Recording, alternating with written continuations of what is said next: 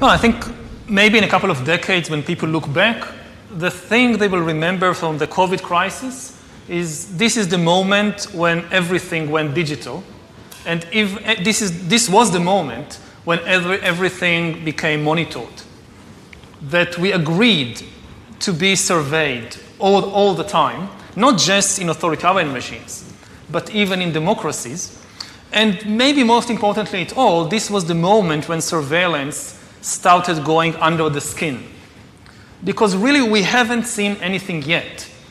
I think that the big process that's happening right now in the world is hacking human beings, the ability to hack humans, to understand deeply what's happening within you, what makes you go. And for that, the most important data is not what you read and who you meet and what you buy, it's what's happening inside your body.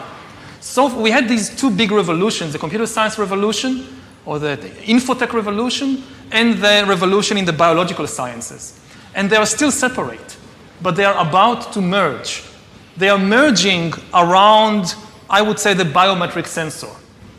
It's the thing, it's the gadget, it's the technology that converts biological data into digital data that can be analyzed by computers. And having the ability to really monitor people under the skin, this is the biggest game changer of all. Because this is the key for getting to know people better than they know themselves. I often give the example from my own personal life that I realized I was gay only when I was 21. And I keep thinking about the time when I was 15, 16, how could I have missed it? Something so important about myself should have been obvious, but I didn't know.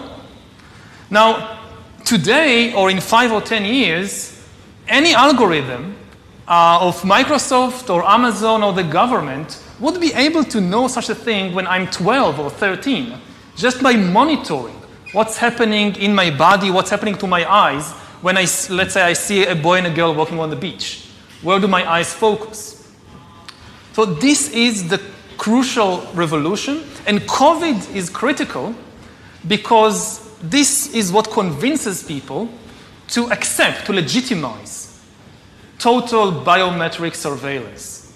If we want to stop this epidemic, we need not just to monitor people, we need to monitor what's happening under their skin, their body temperature. Like we walked in here, we had to go through a body temperature test. Even in Israel, it has become a national security issue, right? So again, I'm not against surveillance. It's an important tool, especially to fight epidemics. The question is, again, who is doing it and how?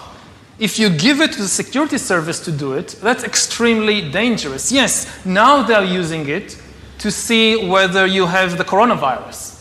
But exactly the same technology can determine what you think about the government.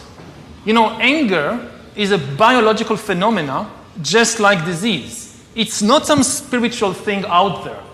It's a biological pattern in your body. With this kind of surveillance, you watch the big president, the big leader, gives a speech on television. The television could be monitoring you and knowing whether you're angry or not, just by analyzing the cues, the biological cues coming from your body. So people are now watching us online, all over the world, this conversation. Now, maybe even right now, the people who are watching us are being watched and analyzed. And the thing is, it's not just you're now watching this. The thing is, we know that you're watching this, and we also know how you feel. Are you angry about what you hear? Are you frightened? Are you bored?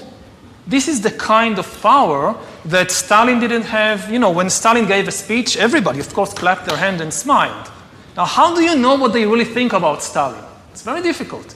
You can't have a KGB agent following everybody all the time. Even if you do it, he's just watching your outside behavior. He doesn't really know what's happening in your mind. But in 10 years, the future Stalins of the 21st century, they could be watching the minds, the brains of all the population all the time. And also they will have the computing power to analyze all that. You know, it's not just having an agent following everybody all the time. The agent in Stalin's days writes a paper report, and you have these millions of paper reports piling up in Moscow. Somebody needs to read them, to analyze them. That's impossible. Now you don't need human agents. You don't need human analyzers. You just have a lot of sensors and an AI which analyzes it, and that's it. You have the worst totalitarian regime in history. And COVID is important because COVID legitimizes some of the crucial steps, even in democratic countries.